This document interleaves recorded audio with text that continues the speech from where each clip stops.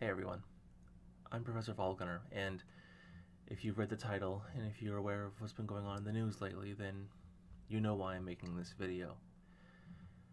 According to a recent report, between 1999 and 2016, suicide rates in the United States have risen by 25% and have reached as much as 30% in some states.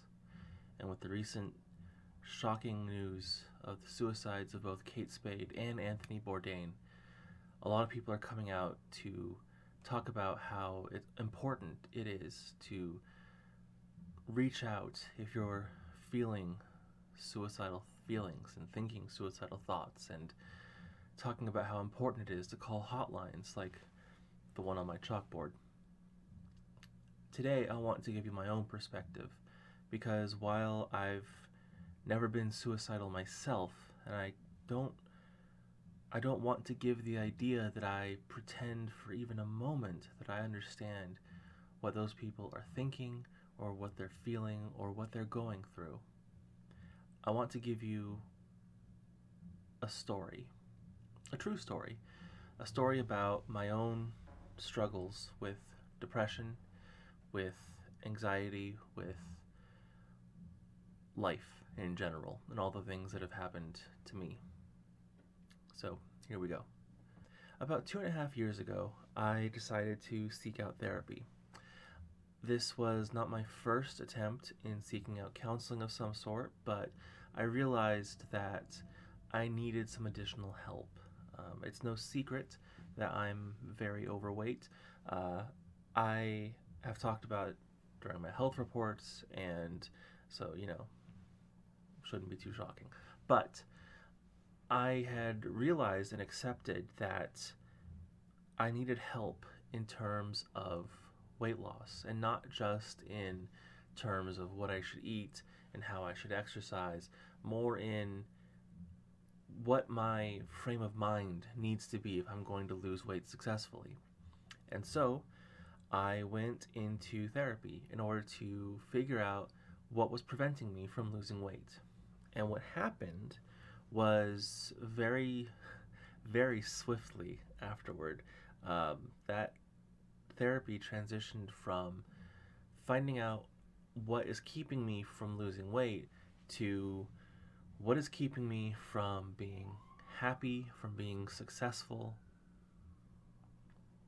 I don't know if you heard those sirens. What keeps me from being happy, what keeps me from being successful, what keeps me from realizing my true potential. And there was a lot to go through. I found out that I had post-traumatic stress disorder from my childhood. I found out that I have a food addiction. I found out that my worst enemy was myself, ultimately. And I found out that it wasn't a uncommon thing. All the stuff I was going through wasn't new territory. It wasn't groundbreaking. Everyone suffers from these problems from time to time, some people more so than most. And what really separates those people is the varying ability that they have to adapt and overcome to their circumstances. How they can take that trauma and what they can do with it, how they can mold it into something either productive or destructive. In the past 2.5 years, I've grown a lot. I've physically shrunk. I'm down about 23 pounds, but in so many ways I've grown exponentially. I'm at a point in my life I never thought I would be in, where I was able to accept and even forgive some of my past trauma, where I was able to overcome such destructive lines of thought and realize that I am capable of so much more. But first and foremost, I am capable of both loving and forgiving myself for my own actions that I've committed against myself over the years. I learned that self-destruction can come in so many forms, and it'll often sneak up on you when you least expect it. It's sinister how depression and how anxiety and trauma can affect you, because it makes you believe that it's always been a part of your life, that these are your own decisions rather than the decisions of forces that have affected you. The fact that suicide rates are increasing in the United States is not terribly surprising, because for so long we've had this backslide in terms of accepting that therapy is good. We have this notion in today's society that if you're going to seek out therapy, you are insane, that you're completely crazy. You should be locked away in Arkham Asylum with the Joker and Mr. Freeze and everyone else. And the simple fact is that is so dangerously incorrect. I personally believe that literally everyone can benefit from therapy. At the very least, just for maintenance sake, just to make sure that the tools that you have to cope with whatever life gives you are on the up and up. And for people who can't cope with such things, there's this stigma of, well, if you can't cope with stress or with trauma or with grief or with anguish, then somehow you failed as a person. For men, it's that you've failed as a man, that you're not masculine, that only effeminate individuals seek out therapy because they're not tough enough to take it. That's the true power of what things like depression and trauma can do. They can convince you that those are the right lines of thought. What people fail to understand far too often is that the strongest thing you can do is seek out help when you need it. To reach out and say that I need help in handling something because I can't do it on my own, there's nothing stronger than that. It's truly sad how we've developed this mentality of, oh, well, I can do everything all on my own. The individual is the most important thing, and I'm an individual, so I'll handle this on my own. That's not how we act. That's not how we are as humans. We are societal creatures. And by instinct, when we're faced with a challenge that we cannot overcome, we seek out help. We form groups, family, friends, co-workers, whatever.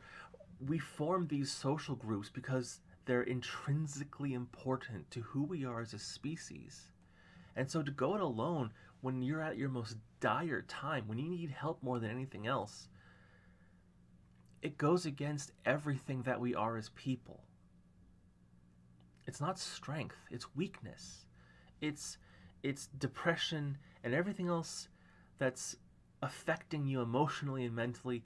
That desire to be an individual and just tough it out, that's what that is thinking. That's their line of thought, to keep going, to keep propagating inside your mind. Like, it's so important to go seek out help when you need it.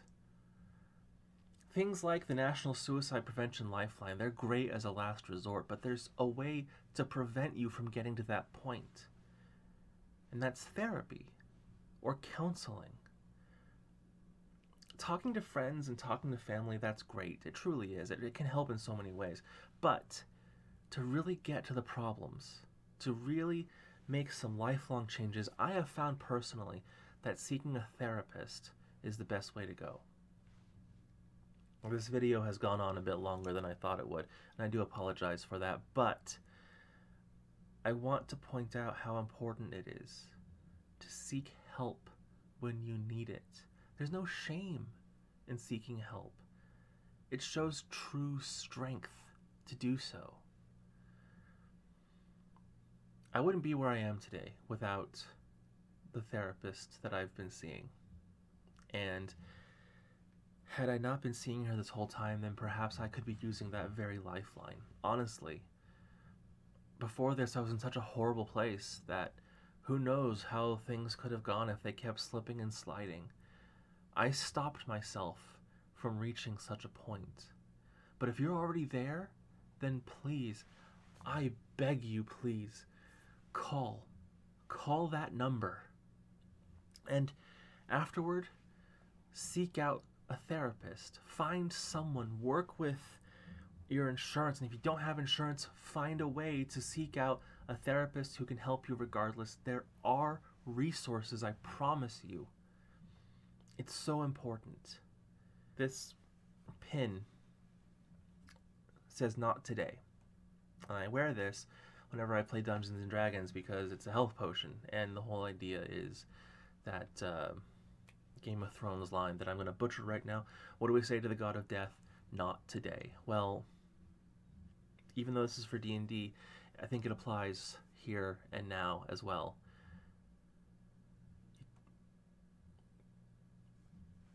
And really, that's all I can say. Not today. Unless it comes to seeking out therapy, then yes, today. Absolutely today. Anyway, I've made my point. So, I wish you all the absolute best. I know that it's tough out there. I know that there are some challenges and some people and some things that are just seemingly insurmountable. But I promise you, there's a better way. There's always a better way. Well, I'm Professor Falconer, and this time at least, stay safe.